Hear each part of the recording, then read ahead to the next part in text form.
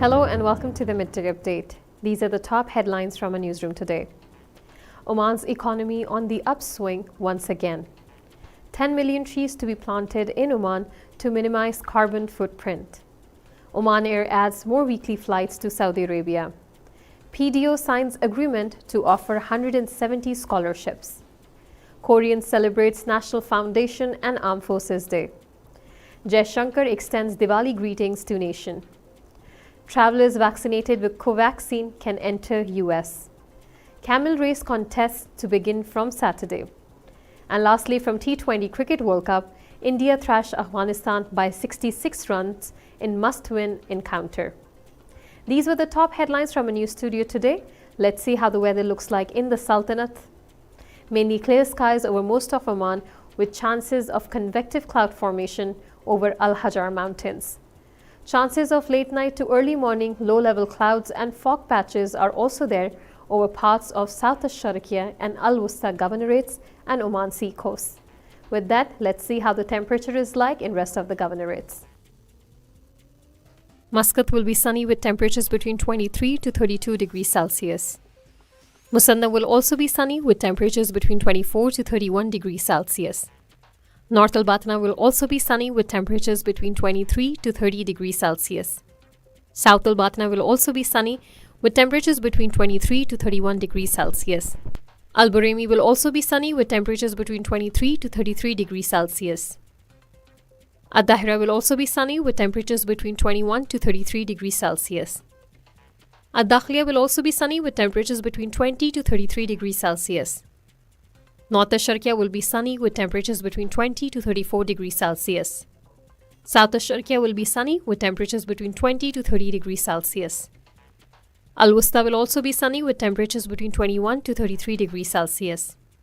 And lastly, Dhofar, it will be sunny with temperatures between 22 to 29 degrees Celsius.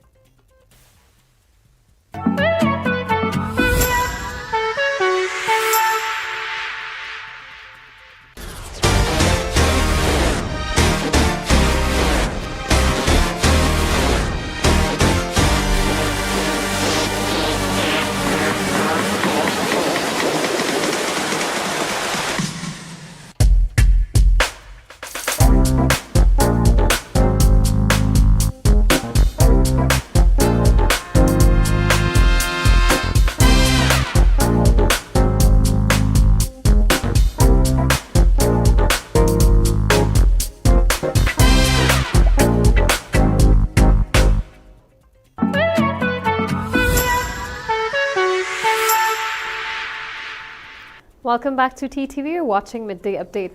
Now, before we start with the local stories for the day, let's see how the COVID-19 situation looks like. The Ministry of Health has registered no deaths in the Sultanate today, which means the total deaths remain at 4,112. In addition to that, the Ministry of Health has registered 11 new coronavirus cases in Oman today. With this, the total confirmed cases now stands at 304,329, including the total recoveries of 299,699, as well as 4,112 deaths. In the past 24 hours, the health officials have also received 29 recoveries. The Ministry of Health has urged all the citizens and residents living in the Sultanate of Oman to follow the precautionary measures issued by the Ministry of Health as well as the Supreme Committee. And now from a local desk. Oman's economy is recovering and initial performance indicators have provided plenty of reassurance over its state, His Excellency Dr. Saeed bin Mohammed Al Sakri, the Minister of Economy, has said. Like countries across the rest of the world, Oman's economy has also been strongly impacted due to the COVID-19 pandemic and its related repercussions.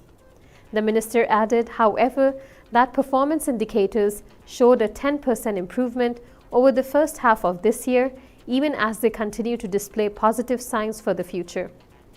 During the Economic Forum program broadcast on Radio Sultanate of Oman and reported by Oman News Agency, Al Sakri added that the 10th five-year plan, which runs from 2021 to 2025, is set to restore the momentum concerning economic growth and will accelerate the pace of economic activities.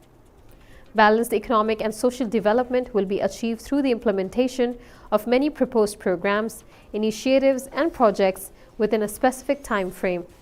He continued saying that, furthermore, raising the efficiency of public financial management will help achieve and address the current economic conditions caused due to the drop in oil prices and the repercussions of the COVID-19 pandemic. There are clear mechanisms to help follow up on the implementation of the 10th five-year plan programs in particular, he said. He also added that there are 430 programs in this plan that will be implemented by various authorities, with follow-ups conducted by the Ministry of Economy. The ministry is expected to measure progress through a series of indicators, with the current development plan looking to achieve a real GDP growth rate at 3.5%, increase the contribution of the private sector to 60% of GDP, and boost investment rates to 20% of GDP. An initiative to plant 10 million trees in Oman to reduce the country's carbon footprint is being discussed at an event organized by the Environment Authority, commonly known as EA. The event will also look into the importance of becoming carbon negative, the added economic value of planting more native trees in Oman, and the benefits of not wasting treated effluent water by using it for agricultural purposes. Featuring a number of key government and public sector holders, the event targets the national initiative for the plantation of 10 million trees from many perspectives. Among the participants was Dr. Thuriya bint Said Al-Sariri, the Assistant Director General for Nature Conservation at the EA and the person in charge of the project.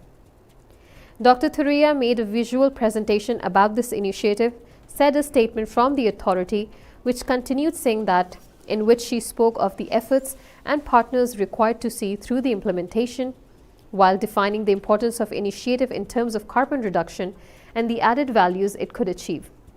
It included the benefits of treated water for agriculture, urban tree planting strategies in line with the project, as well as identifying species of flora which could be planted to help achieve food security. She also shed light on the economic benefits of this program and the importance of transitioning to renewable energy. 4 additional weekly flights will be operated to the Kingdom of Saudi Arabia from Saturday, November 6, 2021, Oman's Air said in a statement this morning. According to the statement issued by the airline, it said that to meet rising passenger demand, Oman Air is pleased to announce that we are increasing flights to Jeddah. Starting November 6th, enjoy more choice and convenience with 4 weekly flights. Visit omanair.com for all travel requirements and to book your ticket.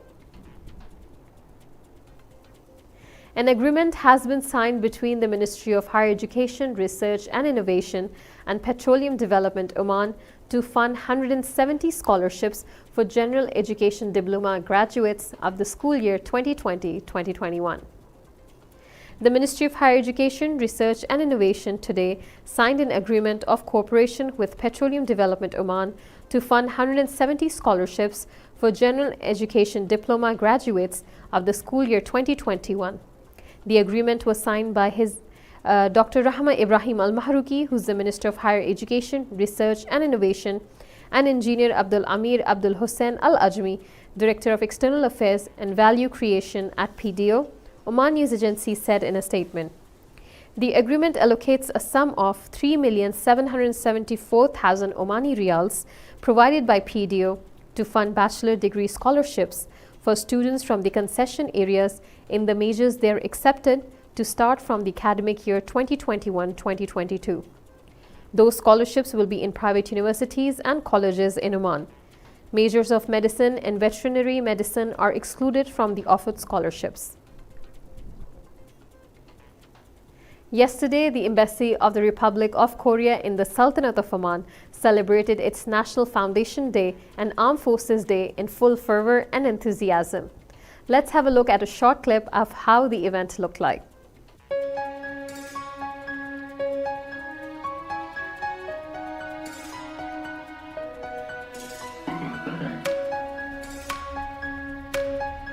Thank you. I'm so happy that we are celebrating Korean National Foundation Day and Armed Force Day.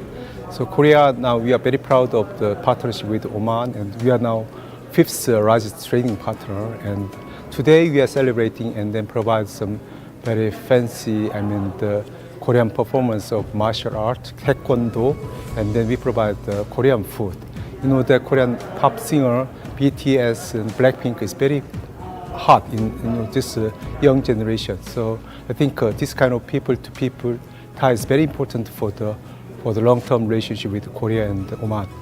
Again, that this November, I'm also thankful for this kind of all celebration, particularly with the National Day of Sultanate Oman. Thank you.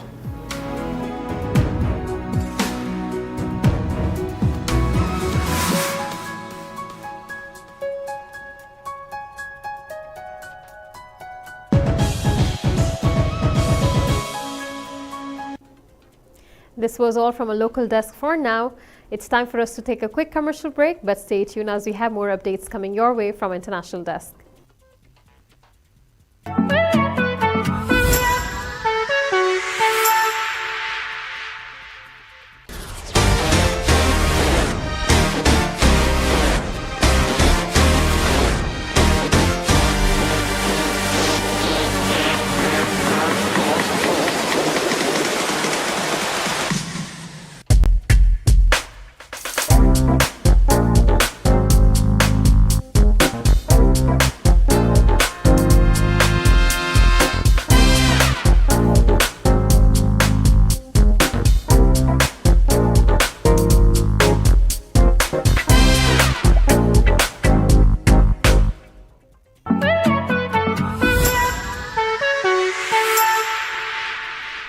Welcome back to TTV, watching Midday Update. And now from International Desk. External Affairs Minister of India, Dr. S. Jaishankar, on Thursday extended his greetings to people on the occasion of Diwali. Wish everyone a prosperous and happy Diwali. May the festival of light bring peace, joy and good health, Jaishankar tweeted. Meanwhile, taking to Twitter, Ministry of External Affairs of India spokesperson Arindam Bagchi also extended greetings to people on Diwali, saying, Team Ministry of External Affairs wishes a safe, prosperous and joyous Diwali to all celebrating in India and abroad. Diwali is observed on the 15th day of Kartik, the holiest month in the Hindu lunar calendar, and it is believed that on this day, Lord Rama, the seventh incarnation of Lord Vishnu, returned from a 14-year-long exile, during which he fought and won a battle against the demon King Ravan. This year, Diwali will be celebrated on Thursday, that is November 4th. People celebrate the festival by decorating their houses, exchanging gifts, and offering prayers in order to commemorate the victory of light over darkness, good over evil, and knowledge over ignorance. Earlier, Indian Prime Minister Narendra Modi also extended his greetings to people on the occasion of Diwali and wished for the festival to bring happiness, prosperity, and good fortune. Travelers fully vaccinated against COVID-19 with Covaxin have been given the green light to enter the US from November 8. Talking to ANI over updating the approved travel list for Covaxin, CDC press officer Scott Pawley said CDC's travel guidelines applies to FDA-approved for authorized and WHO emergency use listing vaccines and encompasses any new vaccines that may be added to either of those lists over time. The last-minute edition comes less than 1 week before the US launches its new travel system, which grants entry to foreign travelers who have received a vaccine that has been approved for emergency use by the US Food and Drug Administration, or WHO.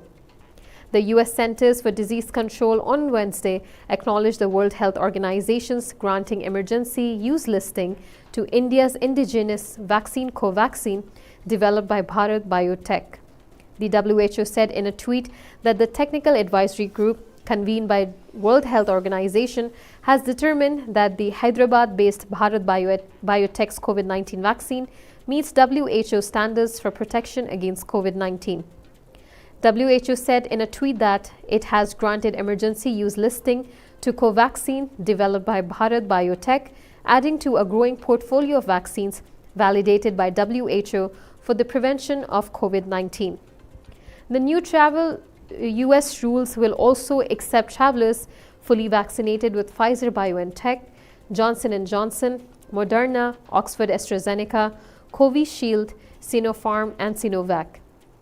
Covaxin, developed by the Indian biotechnology company Bharat BioNTech in partnership with the Indian Council of Medical Research, has a 78% efficacy against COVID-19 and is extremely suitable for low and middle income countries because it is easy to store, according to WHO. Once again, it's time for a quick commercial break, but stay tuned for more updates from our sports desk.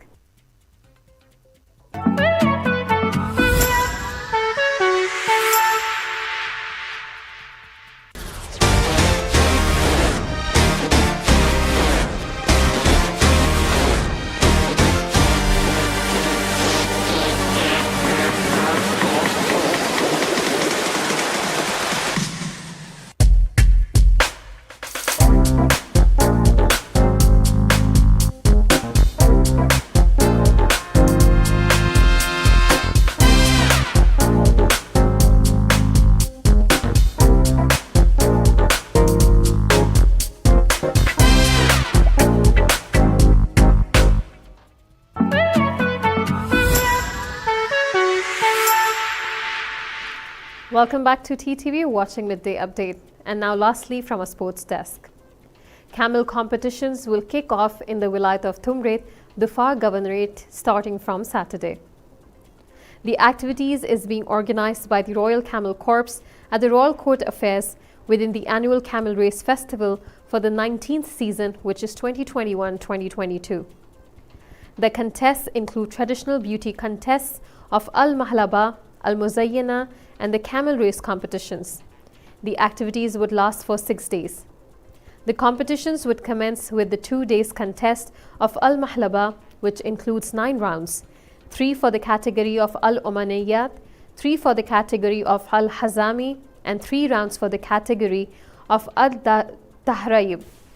Al-Muzayyana contest would continue from Sunday to Wednesday and includes various rounds for the different categories.